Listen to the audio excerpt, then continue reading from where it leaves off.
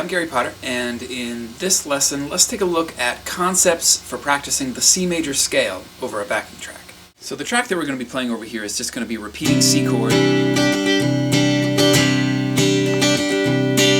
where we can take the C major scale and practice that scale using the common rhythms that you would use for soloing and improvisation. The scale begins on the 8th fret on the root of the key, which is C in this case, and we're going to be playing C, D, and E, which is the 8th, 10th, and 12th frets on the 6th string, and then we're going to go to the 5th string. It's going to be the same pattern, which is F, G, and A, which is the 8th, 10th, and 12th frets, and then we're going to play the 9th, 10th, and 12th fret on the 4th string, which is B, C, and D, and then the 3rd string is going to be 9, 10, and 12 again, which is E, F, and G. 2nd string is A and B, 10 and 12th fret, and then the 1st string is 8, 10, and 12 as well, which is C, D, and E. So the whole scale looks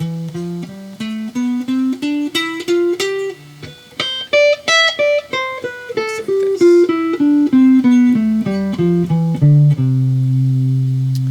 And the idea is to take the common rhythms that we're going to use for soloing, which would be, one for example would be quarter notes, which would just be 1, 2, 3, 4, 1, 2, 3, 4, so on and so forth. And then eighth notes, 1 and 2 and 3 and 4, and then triplets, 1 and 2 and 3 and 4 and then 16th notes, 1 E and 2 E and 3 E and 4 E and.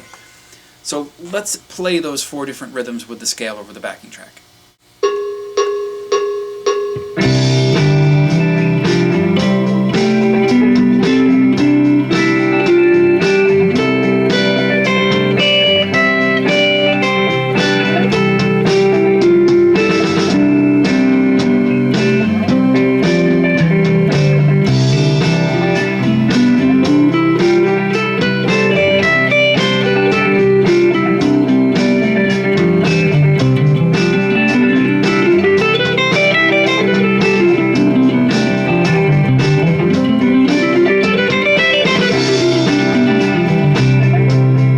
See, it'll take a little time to build the speed and the dexterity to get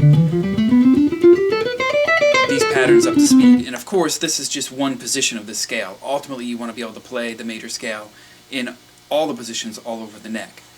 But let's just take a look at what this would sound like if I was to improvise with the scale a little bit.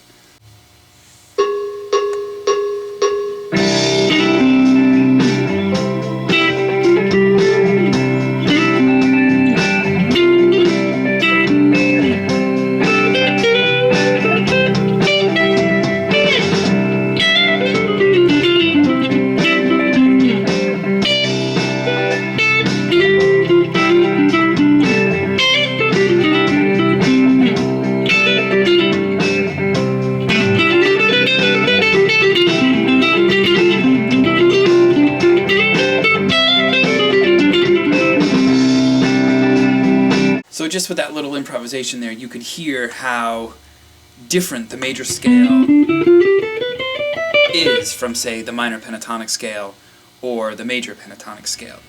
You end up with 2 extra notes. That's going to give you a little bit of a dissonant sound that needs to be resolved. Say, for example, the F going to E. The F note over the C chord is the 4th degree.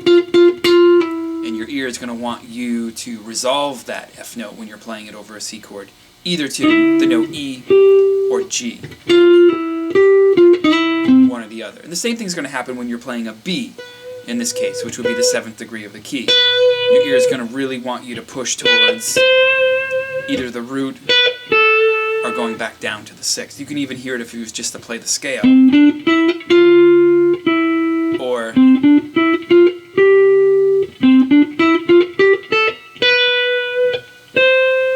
your ear really wants you to play that final note. So that's going to give you a very specific sound when you're using the major scale, especially over a major chord like this. So I definitely recommend starting off by playing those basic rhythms over the backing track for practicing with this. The quarter notes, the eighth notes, the eighth note triplets, and the 16th notes.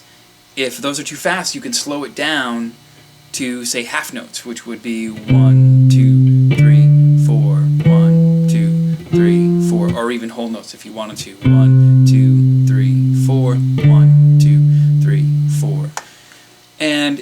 as you get comfortable practicing those scales, then you can set a little time aside to just simply mess with the track and the scale and start figuring out what notes sound good to you and what phrases sound really good to you.